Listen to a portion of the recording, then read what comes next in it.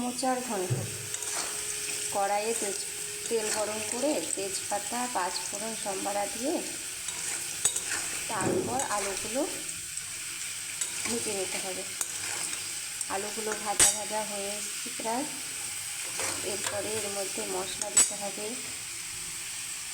আদা কুচি, পেঁয়াজ কুচি, জিরের গুঁড়ো, টমেটো বাটা। এবার মশলাগুলো এর মধ্যে দিয়ে দেব।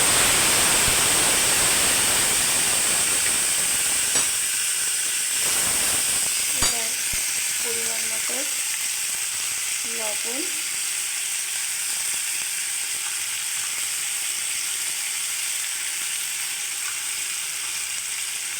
আর হলুদ গুঁড়ো দিয়ে দেবো।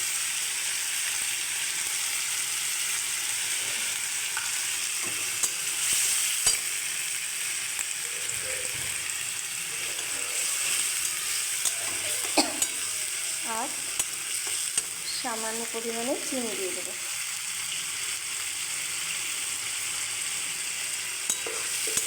এবার মশলাটা যখন কষে আসবে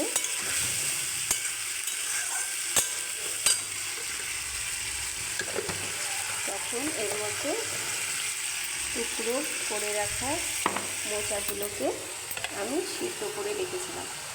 সিদ্ধ করার পর মোচাগুলোকে কুচিয়ে জল দিয়ে আবার ধুয়ে রেখেছি। এগুলোকে এই কষা মশলার মধ্যে দিয়ে দেব। মোচার ঘন্ট গরম ভাতের সাথে খেতে খুব ভালো লাগে। রুটি, লুচি, পরোটা এগুলোর সাথে খেতে খুব ভালো লাগে।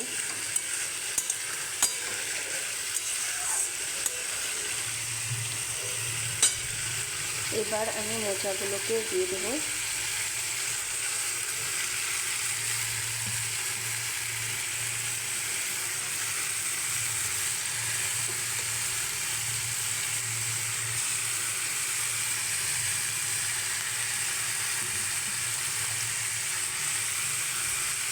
এবার এর মধ্যে সামান্য পরিমাণে ঘি দিয়ে দেবো।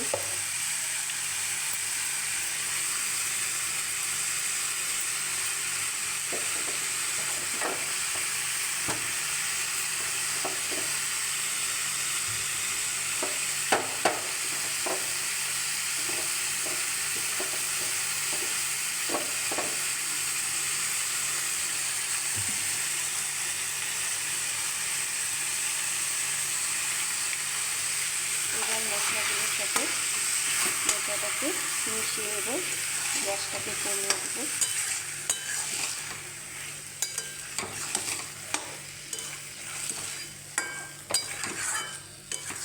দিয়ে এটাকে ঢেকে দেব আর সামান্য জল এর মধ্যে অ্যাড করব।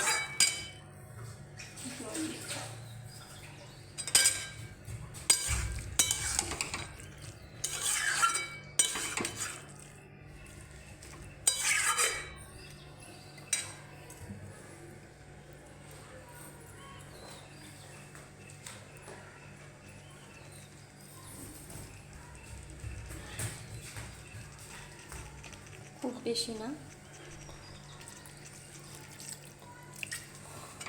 এবার মোচাটাকে ঢেকে রাখবো।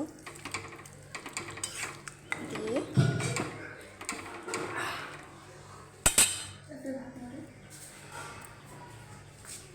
এটাকে একটু পর পর নেড়ে দেবো।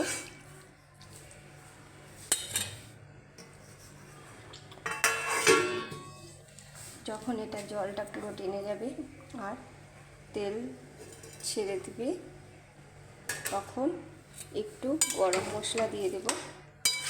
দিয়ে আমার মোচার ঘন্ট রেসিপি কমপ্লিট।